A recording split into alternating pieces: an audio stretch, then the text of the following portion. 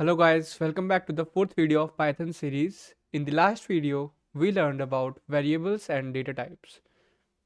In this video, we will learn how to take input from the user and display output properly in Python. This is where your program start becoming interactive.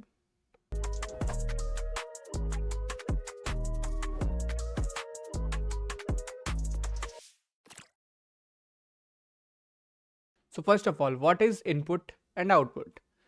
So your input means taking data from the user. For example, your program takes something from user. For example, like age or name, and output means showing results to the user.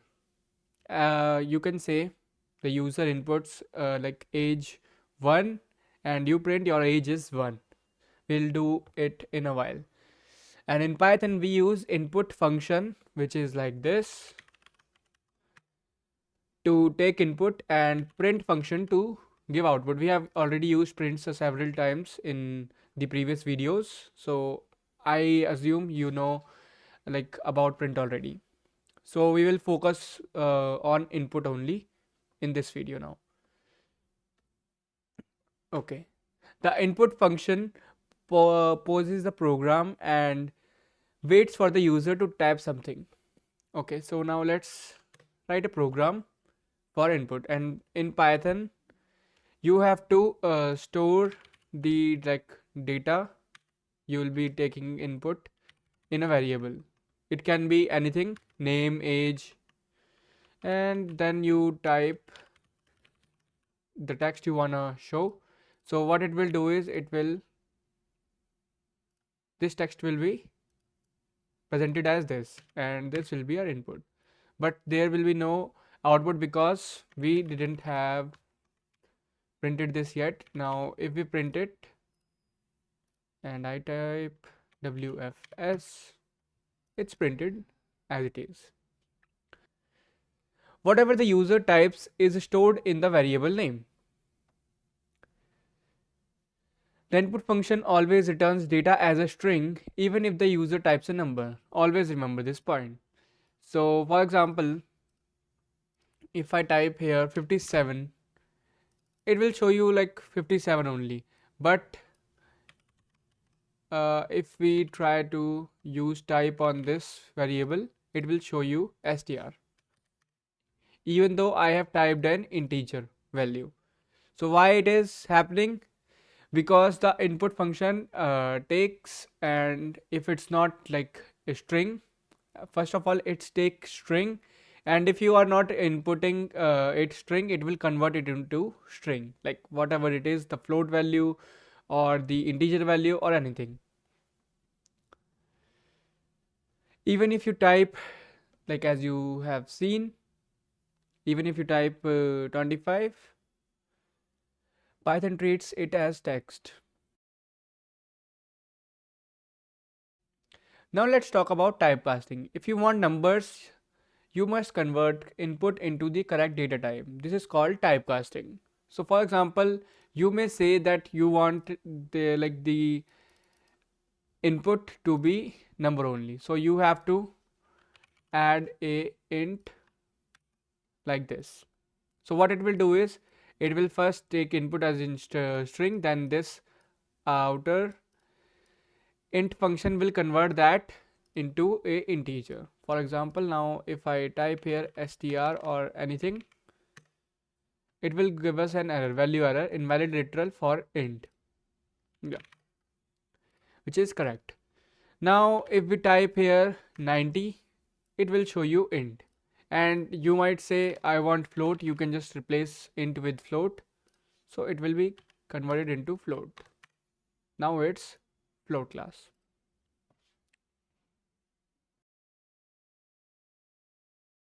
Now let's talk about string formatting.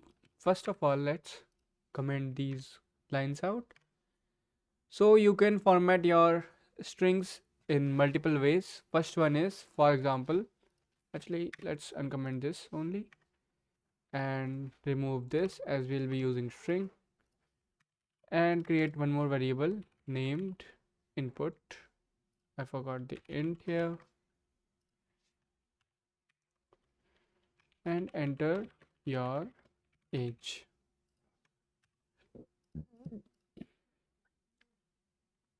So we can do it like this. We have already done this in our previous video. So you can just like write like this. My age is this, and we'll use a printf here, which is also called f strings in Python, which is very good because it is clean, readable, and professional. You can say my name is, and name, and then space again, and my, or you can just say age is age. Okay, so now first of all let's clear this. Yeah, now let's run this. I'll increase the terminal size. It's asking for, I'll type my name, and then I'll type this. So you can see it's showing my age is 29 and my name is Ritik and my age is 29.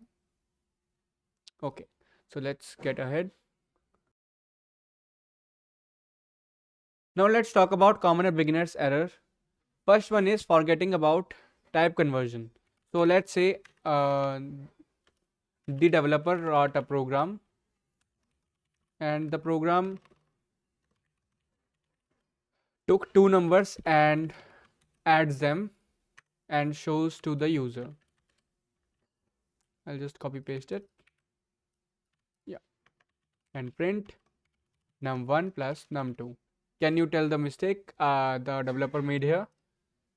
Well, if you have already figured out the mistake, that's nice. If you didn't, it's okay. First of all, we'll run this program now. And we type it 2, type 3, and it's 23. But we have like told the program to add these numbers, but it concatenated it. It means it joined them. But we wanted the addition. Like the output should have been 5, not 23. So what the mistake was, we didn't converted them into integers. We have to add the int function. Then if you do it again, we got a 5, which is correct now.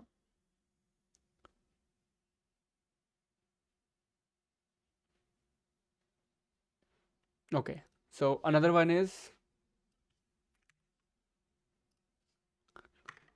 let's say your developer wrote a program like this, or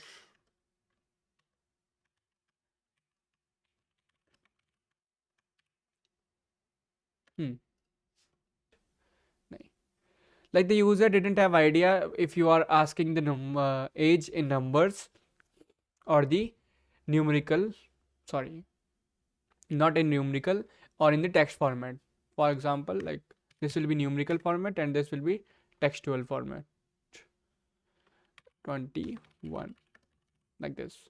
So your program is taking this, but what if the user inputs this one? Let's try it. What happens if we give it string? Now it's again saying invalid literal for int with base 10.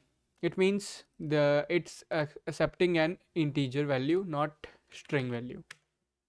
Okay, so now let's talk about good practices again. First of all